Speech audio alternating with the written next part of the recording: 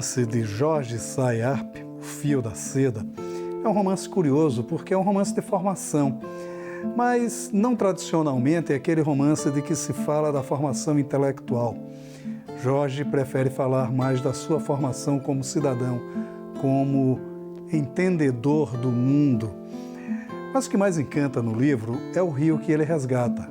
Um rio que se perdeu na sua loucura cotidiana, mas que continua ainda vivo na alma de alguns cariocas como Jorge, que prefere aquele rio, prefere falar de um rio, de certa forma ainda inocente, a toda a violência que hoje cerca a cidade.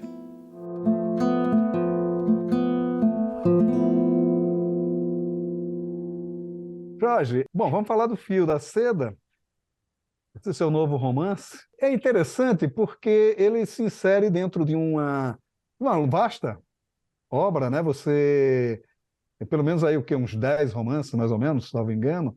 E é interessante porque você trabalha dentro de uma perspectiva carioca, né? De uma visão de um Rio de Janeiro que é interessante. É um Rio de Janeiro, para citar um pouco do Vinícius, este Rio de amor que se perdeu. Agora, curiosamente, seus romances não são saudosistas. Como é que você, de certa forma, medeia essas duas vertentes da sua prosa, né? Que é falar de um Rio antigo, né? Mas com um aspecto de modernidade. Há uma intencionalidade disso? Como é que se trabalha essa questão na sua literatura como um todo, mas, sobretudo, no Fio da Seda? Engraçado, você disse que eu não sou saudosista, eu acho que eu sou, eu acho que de certa maneira eu sou sim, acho que eu tenho sim saudade desse Rio que era mais tranquilo, um Rio mais, vamos dizer, de uma certa maneira paradisíaco, talvez seja exagero, mas desse Rio da década de 60, 70, que era mais tranquilo, e tenho sim, eu penso muito nesse Rio antigo, da minha época, da minha adolescência, que era mais agradável do que hoje em dia, com essa violência toda. E agora, não sei se o meu Rio. Bom, é claro que eu também me situo na minha época, né? Não deixo de me situar. Eu penso, quando eu escrevo, estou escrevendo aqui e agora, então eu escrevo na minha época. Acho que eu combino as duas coisas. Mas acho que eu tenho um lado saudosista, vou te confessar que eu acho que eu tenho. Inclusive, em outros romances meus, quando eu cito o Rio, eu cito coisas, referências antigas de história do Rio, e ambientes, lugares, cenários antigos do Rio, do centro do Rio. E tem uma cena no Fio da Seda, na Confeitaria Colombo, que eu me lembro muito bem, que minha avó me levou, e aquilo, para o menino, aquilo me impressionou muito, achei aquilo maravilhoso, o negócio de, de meio de contos de fada, talvez, diria, uma coisa de contos mesmo, de fadas, um palácio, né? Aquilo para o menino. É aquela exuberância, né? Exuberância, Belle Époque, É, do da Rio. Belle Époque, né? Da Colombo, né? Da Mas Colômbia. é uma coisa interessante porque esse cenário, de certa forma, ainda se sobrevive em alguns momentos do Rio de Janeiro, né? Há uma recorrência, no livro também há uma recorrência muito grande a esses cenários, a localização de ruas, né? Dessa impressão no fio. O Fio da Seda ele tá bem detalhado nesse sentido. Mas aí é um aspecto que você falou um pouco agora, que a gente poderia até explorar um pouco, que são as sensações do adolescente, né? Porque é um romance de formação, então, a, a, essa coisa do adolescente, diante desses cenários, dessas coisas, né? Ah, então, há, de certa forma, também aí um alumbramento, não é? Sim, sim. Diante de todo esse rio, né? Quer dizer, vamos falar um pouco sobre isso também. Como é que isso se insere dentro deste seu novo romance? E aí, Alumbramento me lembrou Manuel Bandeira, poema de Manuel Bandeira. Quer dizer, a coisa veio, o Fio da Seda é realmente romance memória mesmo, um romance memória. E veio, eu já, ele foi nascendo assim muito devagar na minha cabeça, eu fui fermentando essa ideia, até que um dia eu escrevi, já tem algum tempo, eu escrevi quando eu morava em Bucareste, e não, vai ser agora. Então, aí a coisa foi, não foi rápido, ele foi lento, foi até o processo de escritura foi lento. E aquelas coisas foram emergindo, esse rio da minha infância, foi emergindo, como também outros pontos de referência no próprio romance, que é Lages, onde eu passei a minha primeira infância. Não nasci lá, mas passei a minha primeira infância em Santa Catarina, e vi neve. Quer dizer, é uma coisa engraçada, porque eu me lembro agora que eu morei antes da Romênia, eu morei na Bélgica, e um dia, na tarde, estava nevando, e eu estava com um amigo meu belga, e ele virou-se para mim e disse: Olha aí, Jorge, você é brasileiro, olha que espetáculo, você que nunca viu isso. Falei: Pô, você se engana. Foi a primeira imagem que eu tenho na minha infância, claro que isso para um brasileiro é totalmente nada usual, nada comum. Eu vi neve, a primeira imagem que eu tenho da infância, que é aquela coisa que me impressionou, que eu coloco isso no romance, a neve caindo e eu querendo sair para brincar, coisa de criança mesmo, querendo brincar, e minha mãe, a babá, dizendo: Não, não, não, vai não, espera a neve cair, quando acabar de cair você vai brincar no jardim. Então ele ficou espantado e ficou: Ah, é? Aí eu contei essa história para ele, né, que é uma coisa inusitada, né, para o garoto brasileiro. Então, essas coisas todas foram vindo. A neve de Lages, o Rio, Teresópolis, onde a minha tia-avó tinha uma casa, e meu avô paterno também. E no romance eu coloco os dois, né? A minha avó é do lado materno e meu avô do lado paterno. Os dois tinham casa em Teresópolis, eram próximos. Eu passava lá os verões com meus primos e eu ficava até nas casas de um e de outro. Eu era assim, bem o menino mimado mesmo, porque as duas avós, né, a avó, a irmã da minha tia-avó, ficava lá e chamava: Não, vem para cá, vem para lá. Meus primos ficavam um pouco de ciúme, mas era assim, eu era mais velho, só tinha um outro primo que era um pouco mais velho que eu. Então eu era assim, bem mimado mesmo, para usar uma palavra correta. E era muito bom, era um negócio muito agradável. E é isso, quer dizer, foi toda essa evocação da primeira parte do livro, evocação da infância, a segunda já é a adolescência, primeira adolescência. Mas há também um aspecto que era muito comum, pelo menos das famílias daquela época, que era a convivência, né, muito próximas e a determinação que isso dava à formação mesmo, né? As influências dos tios, havia uma proximidade maior, né? Talvez Sim, daí um certo saudosismo seu nessa formação dessas proximidades, a convivência familiar, que é um aspecto muito forte dentro do romance, né? sim, certo, era uma convivência muito intensa, muito grande.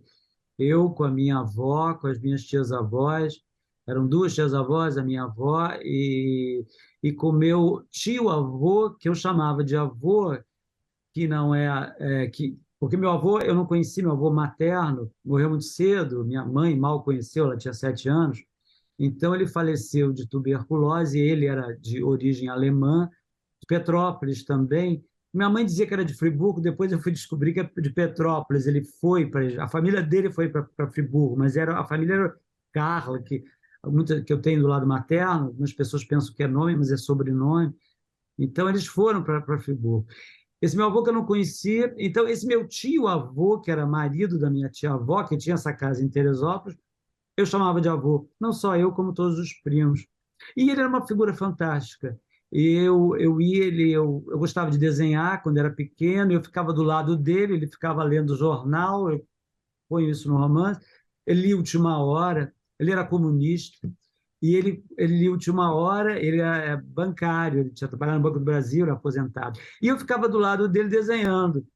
E eu contava histórias para mim mesmo, eu desenhava, eu rabiscava, fazia os meus rabiscos lá e ia contando a história falando alto. E ele tranquilão, tranquilíssimo, ele ficava lendo o jornal como se não estivesse me escutando. Ele não tinha nenhuma reação, quer dizer, do tipo: O que você está falando, garoto? O que é isso? Que maluco? Que tá doido? Não, ele deixava eu ali naquela minha viagem mesmo, louca de histórias de fadas e tal.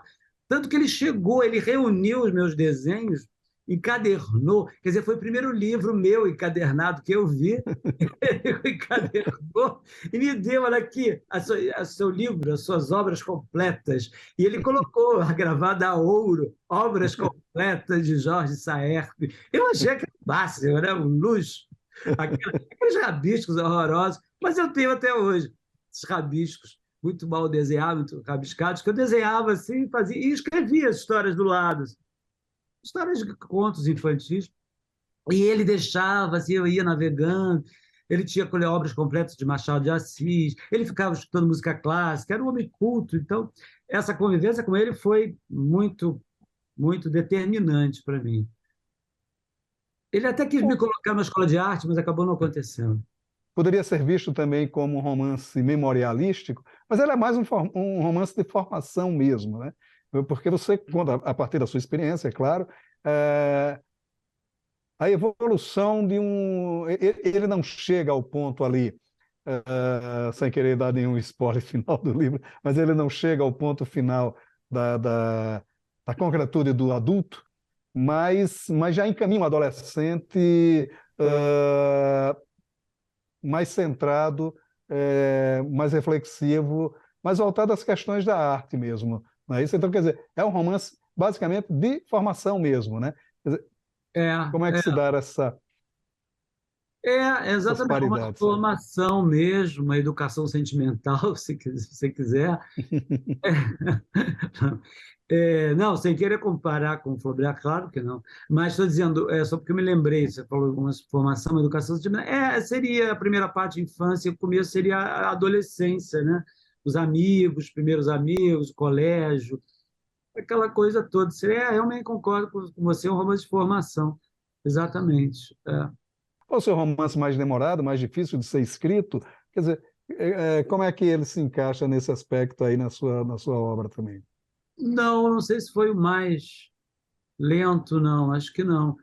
Não, não, o que me deu mais trabalho foi um romance histórico que eu fiz, uma trilogia baseada em histórias de família, que eu fiz 3 livros. Esse demorou também porque teve muita pesquisa. O Fio da Seda foram ondas que vinham, lembranças que vinham. Eu escrevia uma parte, depois eu não estava na minha escrivaninha, eu estava em outro lugar e lembrava de uma coisa, porque a memória você, puxa, ela vai vindo, vai vindo, vai vindo. E aí eu anotava, escrevia, chegava em casa e aí desenvolvia de outra maneira, né? Uma maneira.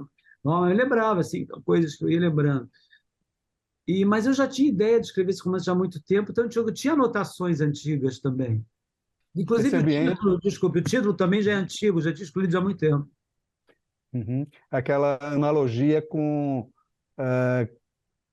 o fio mesmo Do bicho da seda. do bicho da seda e tal, né? Aquele, né? Que você vai puxando e ele é Ele vai. infinito, né? É, Ele é quase infindo, né? Ele, ele, enfim. ele vai e tal. Quer dizer, a metáfora do romance também, do título do romance é isso, né? Quer dizer, É, a infinitude da memória, não é? exato, exato, exato, É. exato. Quer dizer, Isso é memória. foi essa mesma sua intenção em buscar nessas suas memórias, nessa sua experiência pessoal, a formação desse personagem? Sim, sim, sim, sim. E o fio da seda, como você vai fazendo a sua própria vida, né? Como você vai construindo a sua própria vida, um fio da seda, uma teia, né? De aranha, uma coisa assim. Como o seu próprio, como o livre-arbítrio, né? Você vai construindo o seu próprio destino, não um destino alheio a você. Uma É o destino alheio, uma fatalidade, mas você vai se fazendo, você vai construir a sua própria vida. Claro que eu acredito em coisas, claro que são dadas, coisas do seu temperamento, que são herdadas, ou uma hereditariedade, claro também, mas não um destino determinista como na tragédia grega, aquela inexorabilidade da tragédia grega. Vai por aí. O romance de formação, que ele tem uma tradição muito profunda na literatura brasileira, a começar não a começar, mas pelo menos a se escudar em romances como Um Artista Aprendiz, do Altran Dourado, O Encontro Marcado, do Fernando Sabino, que é um clássico desse romance Excelente. de formação. Eles estão mais voltados para uma formação intelectual mesmo. E me pareceu que o seu livro mais uma formação pessoal E aí a gente volta à questão da convivência, a influência de como a família o constrói. Ao contrário dos outros livros, que são personagens construídos, digamos assim, pelo externo, né? Pela rua. O seu é construído pela casa, né? Você percebe essa diferença no livro? Não, é interessante você falou isso, isso que é fascinante no leitor, né? Que descobre coisas que o autor não tinha pensado, eu não tinha pensado nisso. Mas realmente, realmente, concordo com você, a casa, né? A família tem um papel preponderante nesse romance. É verdade, as pessoas, né? Esses familiares, esses personagens, todos familiares, tem uma influência muito grande sobre o Igor, né? O personagem, o protagonista, meu alter ego, que eu resolvi fazer na terceira pessoa, um romance memorialístico, mas eu resolvi fazer na terceira pessoa. E tem sim, preponderante. O que mais que eu podia dizer? Concordo plenamente. Assim, essas famílias foram muito presentes muito marcantes na minha infância e adolescência. Reviver essas memórias, né? Nosso Drummond, que tem uma imagem que eu acho fantástica, né? Itabira é um retrato na parede, mas como dói, Me né? dói. Quer dizer, como é que foi revisitar este retrato na parede? Qual é a experiência do escritor, digamos assim, se escrevendo, né? Quer dizer, como é essa experiência? Dói pelo fato de ser um mundo perdido, né? Um país perdido, país da infância, país perdido. E você tem aquela ideia de que isso foi um paraíso perdido, como não foi paraíso. Quer dizer, na época você sofre por muitas coisas, muitas pequenas coisas que na época são verdadeiros dramas. Mas daqui da distância da minha idade, do alto desse meu já 67 anos para 68, essa distância enorme, você vê como uma coisa realmente perdida e meio paradisíaca, mas você sente a nostalgia da infância. Acho que dói, sim, pelo fato de ter sido perdido, o tempo perdido. Aí não posso deixar de pensar em Proust, que é um dos meus escritores preferidos, e que não teve Charlie e Madalena, mas se é que tem alguma coisa parecida no fim da cena, a Gila, o doce de Gila, que era uma espécie de uma abóbora, né? Uma abóborazinha que eu comia, eu descobri em Lages, de Santa Catarina. Eu nunca mais voltei a comer Gila, mas acho que se eu voltar, acho que vai ter o mesmo efeito. Talvez tenha, da Madalena molhada no chá do Proust, talvez. E aí talvez apareça. Aí vai doer mais ainda, porque pode aparecer assim com uma, né, ampliada, colorida, essa Lages da infância e o Rio, talvez. O seu romance me lembrou muito alguns romances da segunda fase do Carlos Heitor Coni, quando ele fala desse rio, e de uma maneira também muito, não é condescendente, essa não é a palavra, mas é de uma maneira muito amável, adorável sobre esse rio, né? Um dos romances dele, ele chega a eleger um, um, um lustre que a família carrega como uma espécie de reminiscência física de toda essa vivência. No caso do Igor, ele não tem esse objeto físico, mas ele tem um aprofundamento muito grande, psicológico mesmo, desse rio. Isso fica muito entranhado no personagem, mesmo depois, durante a adolescência, ele parece carregar essa vivência de Lages, mas mais ainda a vivência do rio, da serra e do mar, né? Esse encontro de É. serra e mar do rio, né? Que está muito entranhado com ele, mesmo ele ainda adolescente, né? O personagem carrega isso dentro dele, né? Por que essa marca tão forte? É interessante isso. Por que esse rio marca tanto o Igor? E que certamente, se tiver uma continuidade, eu não estou pedindo isso, mas se tiver uma continuidade, estará no adulto também. Creio que sim, não sei. Você falou desse lustre. Eu me lembrei de um lustre, mas acho que eu sinto muito rapidamente no quarto da minha avó, que era um lustre e uma coroa, né? E eu, quando eu era pequeno, aquilo me impressionava. Mas era um certo objeto. Agora você falou e me lembrou. Eu não li esse romance do Eiko. Heitor Coni, li outras coisas dele, li aquele livro sobre o pai, né, sobre o pai dele, que é um livro Quase muito memória. quase memória. Mas o Rio, porque é uma cidade marcante, né? Acho que qualquer pessoa que tenha passado sua infância no Rio vai marcar o mar, a natureza, que é uma coisa muito bonita. Então, acho que qualquer pessoa uma pessoa que tenha nascido e artista que tenha nascido, essa coisa vai levar com ele, né? Toda a vida. Eu, por exemplo, morei muito tempo fora, mas nunca tive vontade de morar em outra cidade, apesar de ter gostado muito, ter me adaptado até. Uma coisa que me surpreendeu foi a minha capacidade de adaptação. Eu pensei que eu não tivesse tanto. É que aí me adaptei nos lugares onde eu morei, mais diversos, mas nunca pensei em morar em um desses lugares. Sempre pensei em voltar. Voltar e é onde eu gosto mesmo de viver, apesar de todos os problemas. Pelo menos do que eu tenho a notícia, a única pessoa que eu vi dizer que o Rio não era tão bonito quanto a terra dele foi o Graciliano Ramos. Que uma vez o Ricardo Ramos disse: Este rio é muito bonito, né? Ele disse: mas o sertão é mais. Mas é a sua terra que fica, é uma coisa, realmente fica desde. Ele carregava isso da infância. Fica muito, eu entendo perfeitamente. É o seu.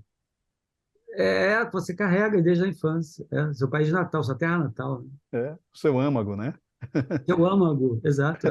É interessante, porque isso é um fato, né? Está sempre produzindo, né? É sempre uma produção constante. Como é que é essa sua produção? Você está sempre escrevendo, você está sempre com novos projetos, porque você tem uma obra muito vasta, mesmo antes de você aposentar do Itamaraty, você já escrevia muito e tal, você já tem uma obra muito intensa, né? Quer dizer, como é esse trabalho? Tenho já. Esse é o 19º livro, né? O Fio da Seda. Eu escrevo constantemente, quer dizer, quase. Não tenho uma disciplina ultimamente, não tenho exatamente uma disciplina. As coisas vêm, realmente acontecem. É um hábito de escrever, por exemplo, as histórias vêm, contos, eu escrevo contos, histórias vêm, aparecem nas histórias. Mania de inventar, de fabular. Eu, na época da pandemia, então, eu escrevi muitos contos. Ficava muito em casa, escrevi basicamente quando eu escrevi romance também. E vieram as histórias, eu estou caminhando na praia, e vem uma história. Eu vejo uma pessoa e começo a inventar uma história sobre ela. Estou num bar, estou sozinho, esperando um amigo, começo a inventar uma pessoa, um casal que chega, uma família com criança. Começo a inventar a história deles, dessas pessoas, o que elas seriam. E aí aquilo fica comigo e eu vou ruminando, e aquilo pode dar ou não um conto. Que aí você começa a dizer, não, é isso da samba, né? Essa história da samba, dá para fazer um conto. Ou um romance, que é mais complicado, é mais demorado, mais trabalhoso, claro. E então eu vou, é um hábito, eu realmente tenho o hábito de escrever desde pequeno. Comecei com poesia, acho que como todo mundo começa, e depois contos, e aí me aventurei pelo romance, que é mais difícil, mas é uma disciplina que eu escrevo habitualmente, porque minha cabeça não para de imaginar, por isso. Para de imaginar, de inventar história. Esse é um problema mesmo, né? É um problema, é um problema, é um problema, é um problema, Maurício, é um problema. Jorge, que ótimo. Muito obrigado pela sua participação aqui no Obrigado, Leituras. obrigado a você. E parabéns pelo Fio da Seda. Muito Um grande obrigado. abraço. Obrigado, um grande abraço, Maurício. Tchau. Tchau.